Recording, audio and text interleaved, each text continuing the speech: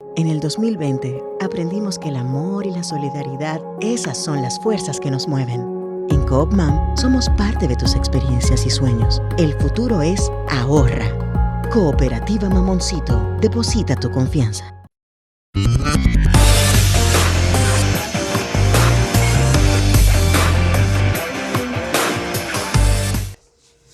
Desde la República Dominicana soy Ivonne Ferreras, aquí estamos, es martes, avanzando la semana, con muchas informaciones alcanza este martes a los dominicanos que van desde la continuación en la presentación de casos de prostitución infantil, aunque hay algunos profesionales que prefieren que no se le llame así, ¿no? Más bien es la depredación y ese tipo de cosas. Hasta el conocimiento en el día de hoy del caso de traslado del mencionado Julito Kilo, a quien Estados Unidos acusa de un ciclo completo de narcotráfico. Como nosotros hemos dicho en otras ocasiones, la verdad es que aquí el tema del narcotráfico y sus vinculados es cíclico y hemos repetido muchas veces hasta el cansancio que hay cosas que solamente con la protección, ¿no?, de sectores de poder pueden simplemente desarrollarse. Por ejemplo, en el caso de este señor, que se está conociendo la solicitud de medida de extradición por las autoridades de Estados Unidos, acusados de 3 cargos de tráfico de drogas. Esta persona, según hoy reseñan los diarios, el mentado Julito Kilo, había sido deportado del país después que había cumplido una condena por narcotráfico en Estados Unidos. Después, oigan esto, fue investigado por el asesinato de 2 parejas dentro de una jipeta en el municipio de Guerra. Eso fue en diciembre de 2018, pero no fue sometido por ese hecho, o sea que también le fue bien a este señor. Pero más tarde, en el 24 de diciembre del año 2013, pues esta persona fue acusado junto a otras de sicariato por la muerte de Nicolás Salas, alias Toño. Eso fue en Boca Chica. Y aún más atrás, porque viene de lejos, las acciones de este señor en el 2011, ¿no? En el 2011 entonces fue sometido por el asesinato de un exmiembro de la Armada Dominicana. Significa que como hay especialidades dentro del bajo mundo y sobre todo vinculados al tema del narcotráfico, el mentado Julito Kilo parece que se dedicaba más al tema del sicariato. Pero desde el 2011, los traspiés que viene dando este señor, y después estaba aquí entre todos nosotros y aún habiendo cometido acciones como las que acabamos de referir y que hoy reseña el periódico El Día, que es el que le está dando seguimiento a este caso. Bueno, pues los jueces de la segunda sala penal iban a conocer en el día de hoy la medida de extradición de este señor, donde se iba a decidir primero, claro está, imponer medida de coerción que consistía en prisión, y entonces después iban a conocer el pedido de extradición, porque Estados Unidos está acusando a Julito Kilo de un ciclo, ¿no?, completo del narcotráfico. Le imputan la dirección de una red, esta red vinculada al tema del narcotráfico para enviar cocaína hacia Puerto Rico. Y ese es uno de los casos que tenemos ahí sobre la mesa. Señores, yo no sé ni por qué nos asombramos, pero ahí está. Tenemos dengue, mucho dengue en el país en esta fecha siempre, por el clima. Es endémico de República Dominicana, siempre tenemos casos de dengue. Hace 2 años no se hablaba de muerte por dengue, porque todo se le achacaba y se le atribuía al coronavirus. Pero ahora, en esta etapa y después de las lluvias caídas, son 8 personas las que han muerto, 8 niños sobre todo, afectados de dengue. Y tú te preguntas, ¿cómo es posible que si nosotros cíclicamente tenemos esta enfermedad, cómo es posible que a estas alturas estén muriendo sobre todo niños por dengue? Claro, esto deja bastante claro y es muy revelador de que las políticas públicas que sean dirigidas sobre todo al tema de la salud, una tarea pendiente de la que hablábamos en estos días y cíclicamente tenemos que referirnos a ella. Solamente así se puede justificar que aquí en el país se estén dando casos de muerte por dengue, que en esta ocasión, según los datos, está triplicando incluso a las cifras de 2021. El tema tiene que ver con el agua, sobre todo con el almacenamiento, que es lo que sirve de reservorio para el mosquito transmisor del dengue, que es el Aedes aegyptus, que lo sabemos todos porque nos repite la misma historia. Pero yo escucho a mucha gente hablar, bueno, pero que la gente es muy responsable porque almacena el agua. Y a esa gente que opinan así parece que se les olvida que en este país un porcentaje bastante alto de la población dominicana el agua no le llega a las llaves, no le llega a la pluma y que esa agua tienen que almacenarla.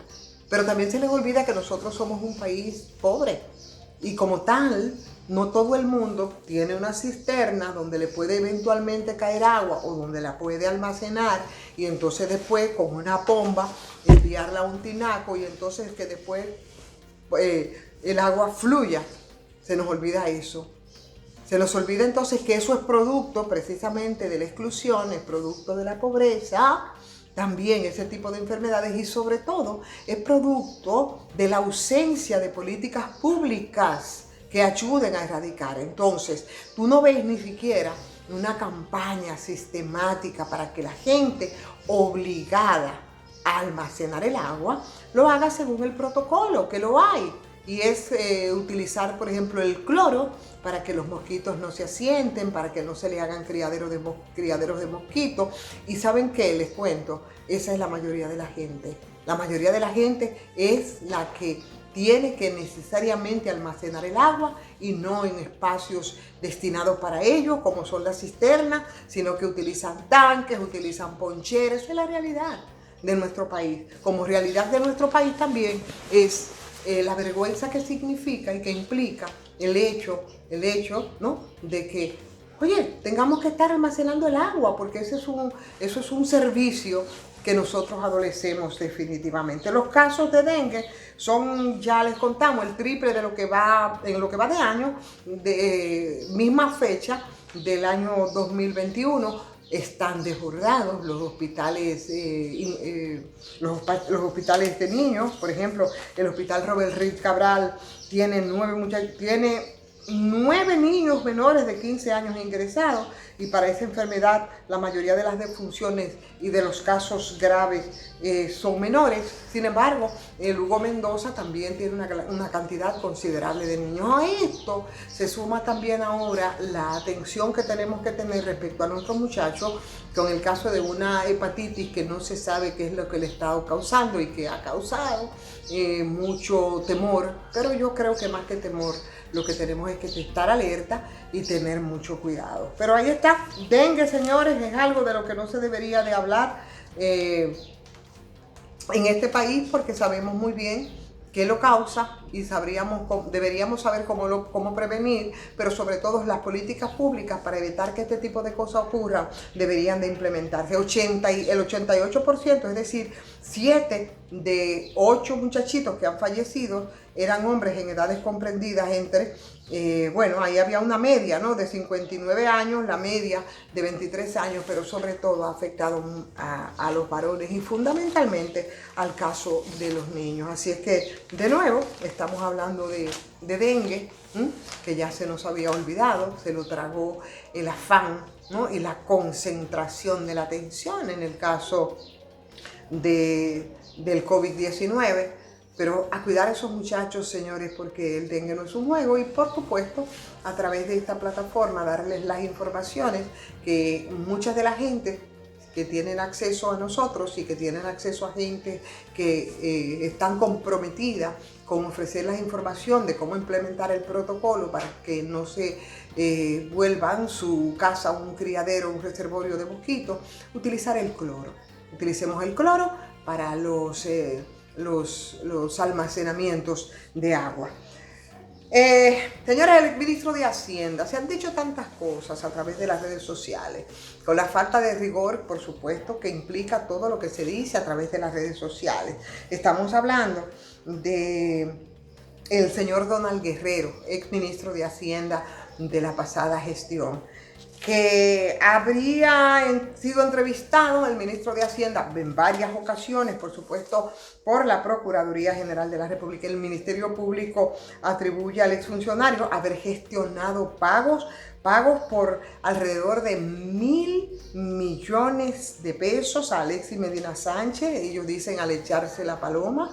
Eso significa que en el periodo de transición, porque parte de las funciones precisamente del ministro de Hacienda es el ministerio que realiza todos los pagos del gobierno, y en algunos casos parece que lo hacía sin cumplir con el rigor.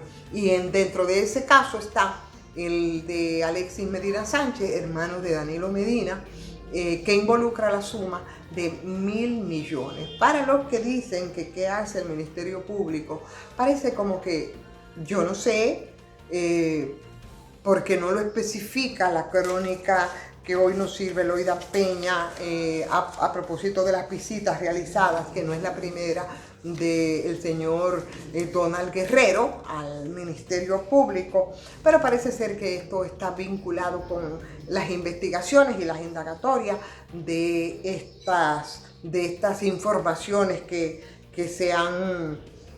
han corrido, ¿no?, a través de las redes sociales. De acuerdo con el expediente acusatorio, por ejemplo, en el caso Antipulpo, en el que hasta ahora hay 24 personas imputadas, el exministro de Hacienda, o sea, el señor Donald Guerrero, bueno, pues había gestionado montos por 922 millones a favor de la empresa Dominical Supply, que es la empresa del hermano de Danilo Medina. Y ustedes recuerdan también que en estos días había dicho Wilson Camacho que otros involucrados estarían engrosando el expediente del caso Antipulpo. Parecería ser, ¿no?, que dentro de los que engrosarían esto estaría el señor Donald Guerrero. Se había dicho también de manera oficiosa que se había hecho algunos compromisos y arreglos para devolver una considerable suma de dinero, millonaria suma de dinero, creo que se hablaba de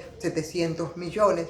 En fin, que de lo que sí estamos seguros es de que Donald Guerrero no ha ido a tomar café con Miriam Germán, mucho menos con el Ministerio Público, y que esas visitas, aunque no podemos decirlo a ciencia cierta, parece que tienen que ver con ese expediente que ya había presentado el Ministerio Público y en el que se le endilga, ¿no?, la tarea, no muy responsable por cierto, de haber realizado algunos pagos, volándose los procedimientos, beneficiando a personas, y dentro de los beneficiados estaba nada más y nada menos que el todopoderoso Pulpo, como le llaman ahora al señor Alexis Medina Sánchez, hermano del presidente Danilo Medina. Señores, la huelga sigue. Mañana vamos a hablar sobre la huelga, porque ahora se han tejido toda una serie de conceptos, ¿no?, respecto a algo que es un derecho que tienen los pueblos, un derecho fundamental, está incluso sentado en nuestra Constitución. Me ha encantado escuchar a muchos de los PLDeses que han dicho que están de acuerdo con la huelga. Debería de darle mucha vergüenza, porque muchas de las demandas son simplemente tareas pendientes que en una gestión de 20 años no cumplieron con ellas. Pero cuando se dice, como escuchaba hoy a Gabriel Sánchez del Falpo, que decía que ellos no se involucraron en esa huelga y que sí habían dirigentes populares de Salcedo que lo estaban haciendo a nombre del Falpo, cuando respondían más bien a uno y otro sector de los PLD, entonces cuando se les dice que ellos están detrás de la huelga, se ofenden. Me parece un contrasentido, porque protestar no es ilegal. Lo que es ilegal son los actos vandálicos. Lo que es ilegal es ese componente de violencia que normalmente no son los manifestantes quienes lo aportan. Lo aportan los partidos políticos, lo aporta la policía, y ahora en este caso y en esta coyuntura que nosotros nos desborda la delincuencia y la criminalidad, también lo hacen muchos delincuentes. Vamos a dar las gracias a Cooperativa Mamoncito, donde usted deposita su confianza, sardinas de mar, por supuesto Farmacia GBC, 20% de descuento en todas sus sucursales, y Euroesthetic, donde usted puede y donde le garantizan el cuidado de su piel. Gracias sobre todo a ustedes, denle like si les ha gustado, compartan, es muy importante, así que suscríbanse también, porque así Google nos posiciona mejor estas transmisiones. Háganlo también a patreon.com. Soy Ivonne Ferreras.